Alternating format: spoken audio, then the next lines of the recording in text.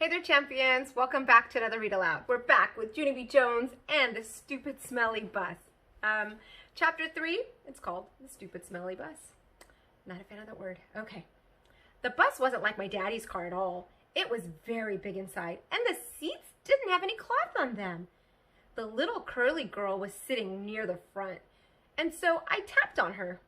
"Guess what?" I said. "Mother said for me to sit here." "No," she said. "I'm saving this seat for my best friend, Mary Ruth Marble."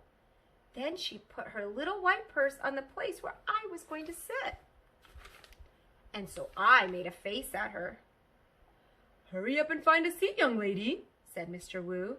And so I quick sat down across from the curly mean girl, and Mr. Wu shut the door. It wasn't a regular kind of door, though. It folded in half, and when it closed, it made a whishy sound. I don't like that kind of door.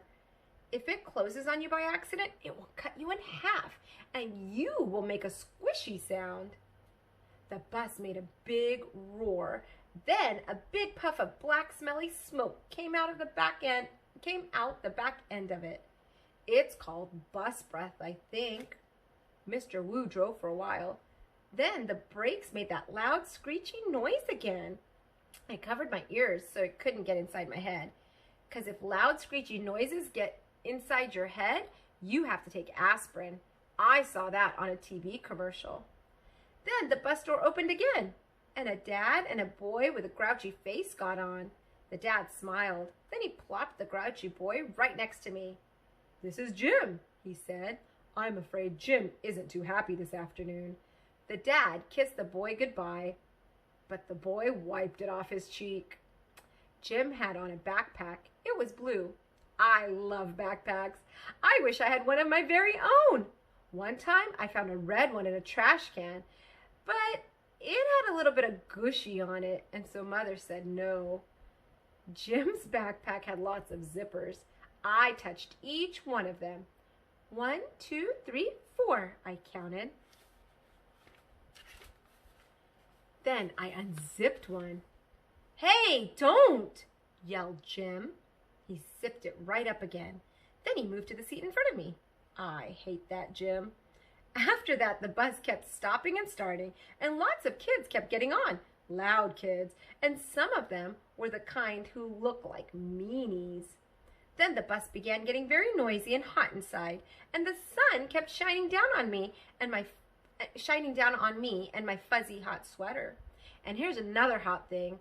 I couldn't roll down my window because it didn't have a handle. And so I just kept on getting hotter and hotter. And then it smelled in the bus too. The bus smelled like egg salad sandwich. "I want to get off here," I said right out loud, but nobody heard me. "I hate it in this stupid smelly bus." Then my eyes got a little bit wet.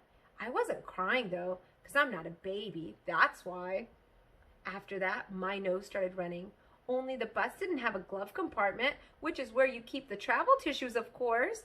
And so I had to wipe my nose on my fuzzy pink sweater sleeve. Then I stayed on the bus for about an hour or 3 until I saw the flagpole in a playground. That meant we were at kindergarten. Then Mr. Wu drove the bus onto the parking lot and stopped.